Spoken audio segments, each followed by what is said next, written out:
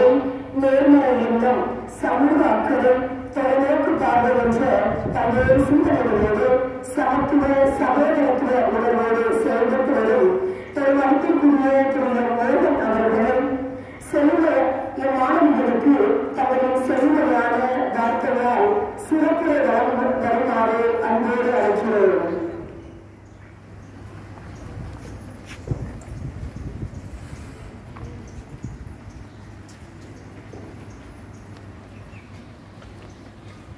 பெருமதிப்பிற்கும் மரியாதைக்குரிய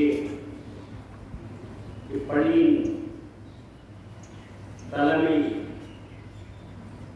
ஆசிரியர் மற்றும் தலைமை பொறுப்பேற்று எல்லாமே நடத்தி கொண்டிருக்கும் ஆசிரியர் பெருந்தைகள் மற்றும் பள்ளி குழந்தைகள் அனைவருக்கும் என்னுடைய மனமார்ந்த நன்றியை நான் தெரிவித்துக் கொள்கிறேன். நான் இப்படிப்பட்ட விழாவிலே கலந்து கொள்வது இதுவே முதல் முறை. பல இடங்களிலே பல வேலைகளிலே நான் பேசியிருக்கிறேன். ஆனால் இப்படிப்பட்ட பள்ளி விழாக்களிலே நான் பேசுவது கலந்து கொள்வது என்பது இது முதல் முறை. நான் பார்க்கின்ற போது மிகவும் ஆச்சரியமான, மிகவும் ஒழுங்கான, அமைதியான சூழலிலே இந்த பள்ளி வளாகத்தில் நடந்து கொண்டிருக்கும் விழாவானது உண்மையாகவே பெருமைக்குரிய ஒரு காரியம் என்பதை நான் அறிந்திருக்கிறேன். ஒரு பைபிளில் ஒரு வசனம் சொல்லுகிறது, நான் உருவாகும் அளவும்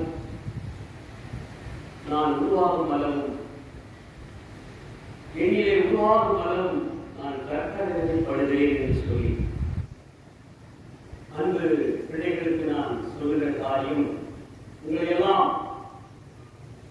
பெற்றோர்கள் 3 வருடம் அல்லது 5 வருடம் மாத்திரமே உங்களை தாராட்டி சீராட்டி வளர்க்கிறார்கள். ஆனால் அந்த பருவங்கள் முடிந்த உடனே நீங்கள் யாரிடத்தில் ஒப்புக்கொடுக்கப்படுகிறீர்கள் என்று சொன்னால், உங்களை வளர்த்து ஆளாக்குகிற பெருமை பெற்றோருக்கு மாத்திரமே. அறிவை ஊட்டி வளர்த்துகிற இந்த உலகத்துக்கு ஒரு வெளிச்சமாக, ஒளியாக, விளக்குகளாக திகழ்கிற ஒரு வாழ்க்கையை கொடுப்பது உங்களுடைய குருவாகிய ஆசிரியர்கள். ஆகவே நான் ஏன் இதை சொல்லுகிறேன், கற்ப வேதனைப்படுகிறேன் என்று சொல்லி, அந்த ஆசிரியர்கள் படுகிற வேதனைகள் நம்மை உருவாக்குவதற்கு, உங்களை எல்லாம் உருவாக்குவதற்கு, அவர்கள் படுகிற வேதனைகள் அதை முற்றிலும் அறிந்தவன். நான் ஆசிரியர் குடும்பத்திலே பிறக்கவில்லை என்று சொன்னாலும் ஆசிரியர் குடும்பத்திலே நான் வளர்ந்து வருகிறேன், வாழ்ந்து வருகிறேன். என்னுடைய குடும்பம் சார்ந்த அனைவருமே ஆசிரியர் பெருமக்கள். இந்த பள்ளியிலே பயின்றவர்கள், அதுதான் பெருமை. இந்த பள்ளியிலே பயின்று இந்த பள்ளியிலே ஆசிரியராக பணிபுரிந்தவர்கள், அந்த காரியங்களை நான் அறிவேன். எப்படிப்பட்ட பிள்ளைகளை உருவாக்க வேண்டும், இந்த பள்ளிக்கு பெருமை சேர்க்க வேண்டும் என்று சொல்லி ஆசிரியர்கள் படுகிற ஒவ்வொரு காரியங்களும் எனக்கு தெரியும். ரிசல்ட் கொடுக்கணும், பிள்ளைகள் எப்படிப்பட்ட வளர்ப்பிலே வளர்கிறார்கள், உங்களுக்கு கல்வியை புகழ்வது மாத்திரமல்ல, நீங்கள் நடக்கிற ஒவ்வொரு நடைகளையும் ஒவ்வொரு ஆசிரியரும் அறிந்திருக்கிறார்கள். ஆகவேதான் இப்படிப்பட்ட விழாவிலே உங்களுக்கு ஒரு பொறுப்புகளை கொடுத்து இந்த பள்ளியிலே நீங்கள் ஒவ்வொருவரும் இந்த தலைமை பொறுப்பை ஏற்று நடத்துகிறீர்கள் என்று சொன்னால், இது இந்த வளாகத்திற்கு மாத்திரமல்ல, எதிர்காலத்திலே நீங்கள் எல்லாம் இந்த நாட்டிற்கு தலைவர்களாக, பெரும் பெரும் பதவி வகிக்கிற பிள்ளைகளாக உருவாக வேண்டும் என்பதை புகழ்த்துகிற விழாதான் இந்த விழா. ஏதோ இதை நீங்கள் சாதாரணமாக நினைத்துக் கொள்ளலாம். நான் ஸ்கூலிலே பீப்பிள் லீடராக இருக்கிறேன், கிளாஸ்ல லீடராக இருக்கிறேன், அல்லது சுகாதாரம் அல்லது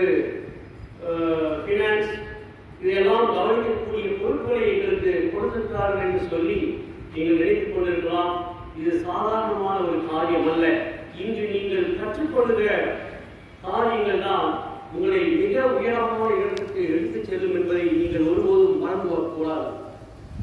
இதை உங்களுக்கு ஏன் இவர்கள் இப்படிப்பட்ட பொறுப்புகளை கொடுக்கிறார்கள் என்று சொன்னால், இந்த பள்ளியானது கடந்த 50 ஆண்டுகளுக்கு முன்பாக ஆரம்பித்தது என்று கேள்விப்பட்டேன். இது குறிப்பாக பெண் பிள்ளைகளுக்கு தனியாக உருவாக்கி இதை பெண் பிள்ளைகளுக்கு பல காரியங்களை படிப்பை மாத்திரமல்ல ஒழுக்கங்களை கற்றுக் கொடுக்க வேண்டும் என்பதற்காக இது ஆரம்பிக்கப்பட்ட இந்த பள்ளியானது இன்று 50 ஆண்டுகளை கடந்து நடைபெற்றுக் கொண்டிருக்கிறது என்று சொன்னால், உங்களையெல்லாம் எதிர்காலத்திலே இந்த நாட்டோடு நீங்கள் எல்லாம் பயணிக்க வேண்டும், எதிர்காலத்தில் நல்ல தலைவராக உருவாக வேண்டும் என்று சொல்லி ஆசிரியர்கள் பாடுபடுகிறதை நீங்களும் அவர்களோடு இணைந்து நீங்கள் பயணித்தால் மாத்திரம்தான் ஒரு நம்முடைய குறிக்கோளை அடைய முடியும். நான் ஒரு முறை ஒரு பகுதிக்கு நான் சென்று கொண்டிருந்தேன். அப்பொழுது ஒரு மரத்தடியில 2 கால் கிடையாது. அவருக்கு என்ன 2 கால் கிடையாது. ஒரு 4 சக்கரம் மட்டும்தான் அந்த கீழே. அந்த 4 சக்கரத்துக்கு மேல ஏறி உட்கார்ந்துருந்தார். நான் என்னோட காலை நிறுத்திட்டு அவர் என்ன பண்றாருன்னு சொல்லி நான் பார்த்தேன். கொஞ்சம் தூரம் நான் பார்த்த உடனே அவர் என்ன செஞ்சாருன்னா, அந்த 4 சக்கரத்தை தூக்கி தன்னுடைய சரீரத்தோடு சேர்ந்து உடலோடு சேர்ந்து அந்த வண்டியை மேலே நோக்கிலே வைத்து தன்னுடைய 2 கரங்களினால் அதை உருட்டிக் கொண்டே சென்று தன்னுடைய எல்லையை அவர் அடைந்தார். அதுவரை கிட்டத்தட்ட 42 நிமிடங்கள் நினைக்கிறேன். நான் அவரோடு நான் இன்று கவனித்த ஒரு காரியம் என்ன புரிந்து கொண்டேன் என்று சொன்னால், 2 கால்களும் இல்லை. ஆனால் அவருடைய நோக்கம் அந்த இடத்தை அடைந்தாக வேண்டும். அன்பு மாணவ செல்வங்களே, படிக்கிற காலங்களிலே நாம் கற்றுக்கொள்கிற ஒரு காரியம் என்னவென்றால், நமக்கு முன்பாக ஒரு கோல் இருக்கும். ஏதோ பெற்றோர் பள்ளிக்கு அனுப்பிவிட்டார்கள், நாம் ஏதோ படிக்க சொல்கிறார்கள், நாம் படித்துவிட்டு எதையாவது ஒன்றை செய்து விடலாம் என்று அல்ல. ஒவ்வொரு பிள்ளைகளுக்கும் ஒரு குறிக்கோள் இருக்க வேண்டும்.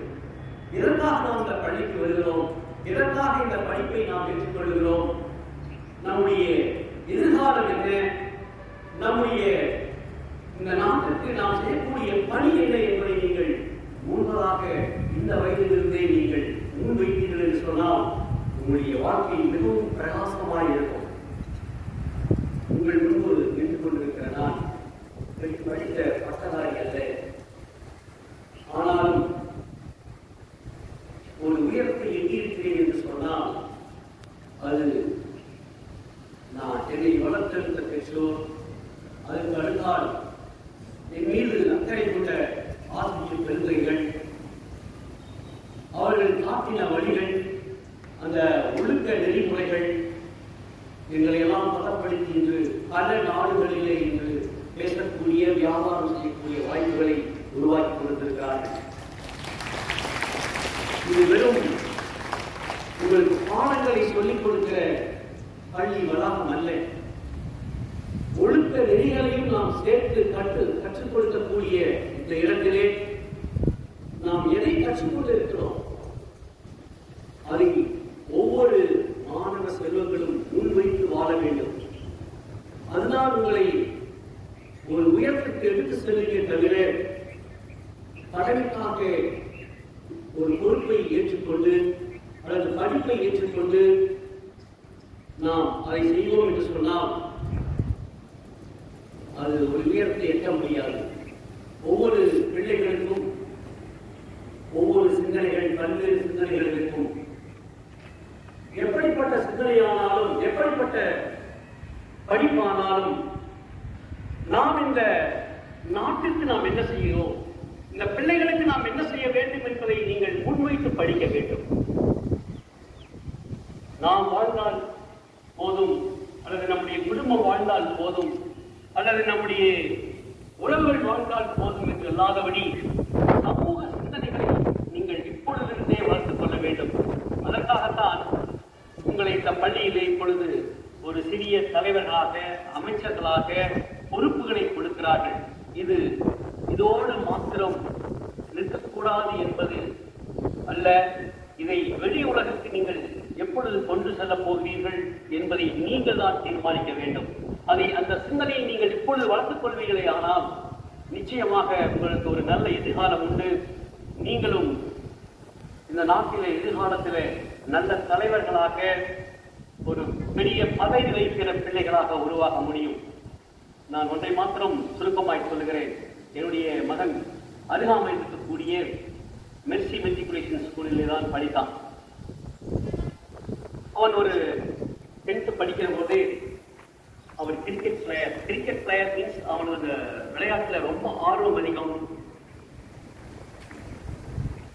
அவனுக்கு கீழே விழுந்து ஒரு சில வியாதி வந்தது. நாங்கள் எத்தனையோ இடங்களிலே பார்த்தோம், சரியாகவில்லை. மறுபடியும் கிரிக்கெட் விளையாட போறோம்னு சொன்னா விட்டுட்டோம். அப்புறம் அவனுக்கு 10th வீட்டுக்கு தான் படிச்சான், எங்கேயும் போகல. பப்ளிக் எக்ஸாம நாங்கள் அவனை ஒரு மருத்துவராக உருவாக்க வேண்டும் என்று சொல்லி சிறு வயதிலிருந்தே ஒரு கனவு. ஆனால் இப்படிப்பட்ட இடையிலே இப்படிப்பட்ட ஒரு சூழல் உருவானது. சரீரத்திலே முடியாத ஒரு சூழல். ஆனாலும் விடாமுயற்சியாக நாங்கள் அவனை எப்படியாவது படிக்க வைக்க வேண்டும் என்று சொல்லி அருகிலே இருக்கக்கூடிய மெர்சி மெட்ரிகுலேஷனில் ஃபர்ஸ்ட் குரூப் எடுன்னு சொல்லி சொன்னோம். அதுக்குண்டான மார்க் இல்லை. இருந்தாலும் என்னோடு என்னுடைய அலுவலகத்திலே ஆசிரியராக பணிபுரிந்த ஒரு மகன், ஆசிரியராக பணிபுரிந்தவன் என்னிடத்திலே வேலை செய்து அங்கு இருக்கக்கூடிய பிரின்சிபால் முருகேசன் என்கிற அந்த நண்பர்களிடத்திலே கூட்டி சென்று எப்படியாவது இவரை முதல் குரூப்பை சேர்க்க வேண்டும் என்று சொன்னார்கள். சேர்த்து விட்டோம். அவருடைய மனநிலை விளையாட்டிலே இருந்தது. ஒருவருடன் முடிந்தது. அந்த டீச்சர்ஸ் எல்லாம் என்ன கூப்பிடுவாங்க, அடிக்கடி என்ன கூப்பிடுவாங்க, சார் எப்படியாவது கூட்டிட்டு போயிருங்க, எங்களால வாயே பேச மாட்டேன்றான். என்னது வாயே பேச மாட்டேன், கேள்வி பதில் சொல்ல மாட்டேன்றான், ஏதாவது சொன்னாதான் எங்களுக்கு புரியும்னு சொல்லுவாங்க. அந்த மிஸ் எல்லாம் அழுவாங்க.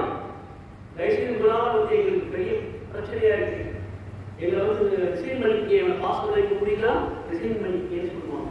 இது நடந்த உண்மை சம்பவத்துக்கு நான் உங்களுக்கு சொல்லிக் கொண்டிருக்கிறேன். அவர்களும் அழுது எப்படியாவது இதை படித்து வைக்க விட வேண்டும் என்று சொல்லி என் முன்னாடியே அந்த பிரின்சிபல் சொல்லுவார், இவன் பாஸ் பண்ண பார்த்து மிஸ் இல்லைன்னா நீங்க ரிசைன் பண்ணிக்கணும். அந்த மிஸ் என் முன்னாடியே அழுது. சண்டே ஆச்சுன்னா சொன்ன என்ன செய்வாங்க, நேரம் காலையில் அந்த கிரிக்கெட் பேட் எடுத்து நான் இதுக்கு போயிடுவோம். +2 அங்கிருந்து ஒரு சார் வருவார். காலையில் 5 மணிக்கே அவர் வீட்டுக்கு வந்து நின்றுவார். எப்படியா புஷ் போகணும். இன்னைக்கு அப்படி படித்த மகன் என்று அரசு மருத்துவராக இன்று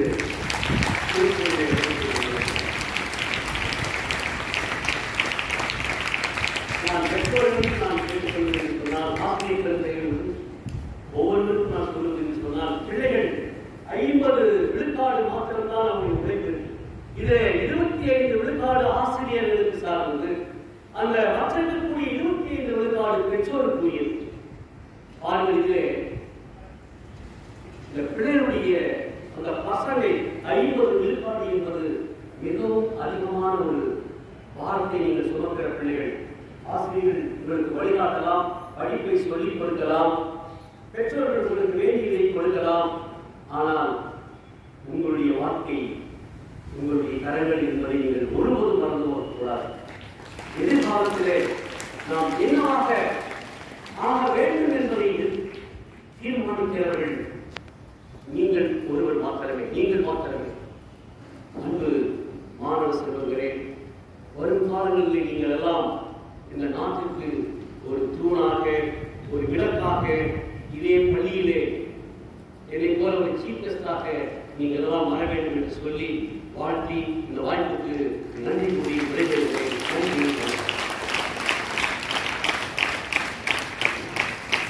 ஆசிரியர்களின் மேன்மையின் முக்கியத்துவத்தை குறித்தும், அதோடு மட்டுமல்லாமல் மாணவர்களாகிய நீங்கள் கல்வியாகிய அறிவு மற்றும் வளர்த்துக் கொள்வதோடு நின்று விடாமல் பல இடங்களில் தேர்ந்தெடுக்க வேண்டும், தலைவர்களாக உருவாக வேண்டும், இலக்கை நோக்கி கல்விக்கு குறிக்கோள் இருக்க வேண்டும், சமூக சிந்தனைகளோடு பொறுப்புகளோடு விடாமுயற்சியோடு வாழ வேண்டும் என்று சொல்லியும், உங்கள் வாழ்க்கையில் உங்கள் கையில் நீங்கள் இந்த உலகின் இலக்காக